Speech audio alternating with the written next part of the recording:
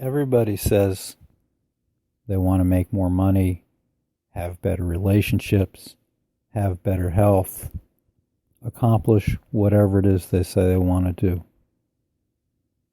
But it's the very rare person who does that. And the question is why? And the best answer I've found so far is that we are really not in charge of our own lives. And when I say we, I mean our conscious minds. What we think of as us, well, actually, there's an unconscious, a subconscious. Same, I'm using the same word for both. And the thing is, that's really the software that's running the programs. We actually, in many ways, are like computers where we have programming in our subconscious. And the good news is that you can change that. But until you're aware that that is really what's happening, and then that's where you need to make your really big change. That no matter how good your intentions are to eat this and do that, it ain't going to happen until you change the software. And so I want to recommend some books and some topics. And you can do searches on these. Look up Neuro-Linguistic Programming, NLP for short. Take a look at the book Feel Free to Prosper by Marilyn Jenett, Jenett. Look at the work of Joseph Murphy. Look at the work of Louise Hay.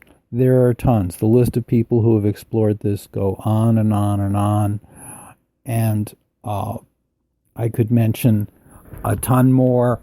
I'm going over it on my bookshelf now, and I'm look at a book called Reprogram Your Subconscious by Gail Glassner Tversky. Glassner Tversky, Twersky. And when you actually start changing the programming and changing some of the software, then just maybe you'll find yourself making the changes that you want to make. Because the thing is, we all want to be happier and healthier and have enough money and have good relationships. Who doesn't want that? But do we believe it's possible? Do we feel like we deserve it?